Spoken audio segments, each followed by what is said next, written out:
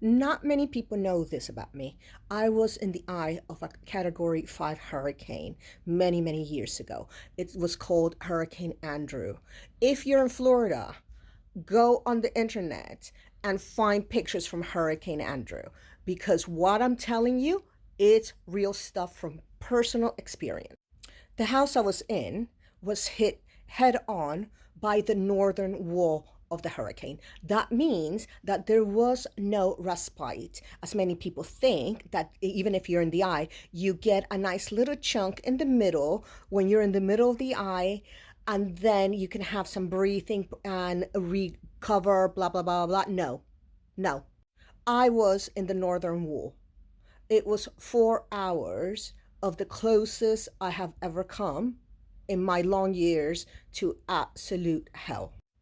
Milton is the only hurricane of this magnitude since Hurricane Andrew.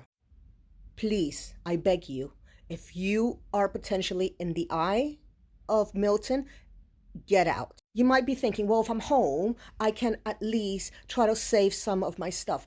There's gonna be no saving stuff with a Category 5. Your roof is not gonna be saved. Your cars are going to be 50 yards from where you parked them. All the debris in the hurricane is gonna be hitting against your windows. They're all gonna go within the first 5 to 10 minutes of the first strong winds going. Then after that, you got another 3 to 4 hours of fighting to stay alive. We stayed in the house. At the time, I was very young. I think I was 19 or 20 max. And we stayed in the house because I was overridden by one of my family members who to this day knows everything about everything. So he knew best. And I begged to go to a shelter. So what did those 4 hours look like? Well, so there were 3 women. All 3 women were put into one of these Constantine, Florida type 1970s wardrobes, closets. So the 3 of us were sitting on the floor, scrunched up, each holding a child that ranged from the ages, I think, from about 3 to about 5. By this point, half of the roof of that room was already gone. And it was a matter of the boys, there were 3 men in the house, trying to keep the debris from coming and hurting the women and the children. So how was this done, you may ask? I remember the one that didn't want to evacuate, who owned the house, holding a mattress against the only window. Now, by this point, I can already see into the heavens because half the roof was gone, as I said. The other boy was holding up the wall from caving in on us. And the other one was holding up the other wall from caving in on us. Did I mention this went on for 3 to 4 hours? By the end of it, there was no house. There was nothing to save. It looked like a bomb had hit the area. Everyone, neighbors, etc., were just bewildered as to what the next step was. The police wasn't. Everyone, neighbors, etc., we were all just bewildered as to what the next step was going to be. Guess what? The National Guard is not coming. The police is not coming. No one is coming. You have no electricity, no house, and if you're lucky, you have your lives. The children we were holding, who were only little, are till this day traumatized from the incident because they're little. They can't process like adults can. To this day, they're scared of wind, and they're adults with their own children. They're scared of the decisions that their parents are making on their behalf. Thank goodness that they're adults and they no longer have to worry about making decisions and considering their parents in it.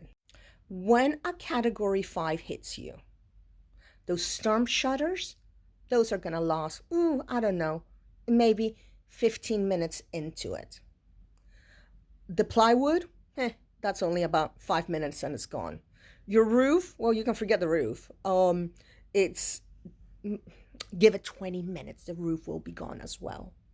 Your cars in the garage, well, the garage door is gone, so the cars are probably gone as well.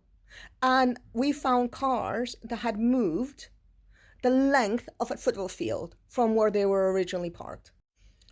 You know, all that water that you saved, those supplies, they're going to be gone too. If you're hit head on, there's going to be nothing left. Get in your car and go. Go somewhere safe, because even sleeping in your car outside of the realm of the hurricane, or at least of the eye, will make you safer. Don't come to me with any of this of, oh, it's not going to happen, we're going to miss it, because what if you don't? How are you going to live with yourself with the responsibility of not having evacuated your family? If for whatever reason you can't get in your car because there's no petrol or gas, as you call it in America, or whatever the reason, it might not be big enough, then grab, even if you have to walk to the nearest shelter, do it. Now, in America, especially in Florida, schools are built with really thick brick walls and flat roofs as shelters in these cases. They were the only thing standing after Hurricane Andrew. So if you can't go, then go to a shelter.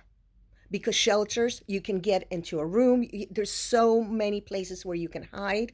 And like I said, they were the only ones that were standing after Hurricane Andrew. And they're likely to be standing again after Hurricane Milton. Don't worry about the stuff you're going to lose. You're going to lose everything. Everything. Don't worry about it. You know what? It was actually a really good lesson, because it taught me that you can rebuild. You can get all the stuff back.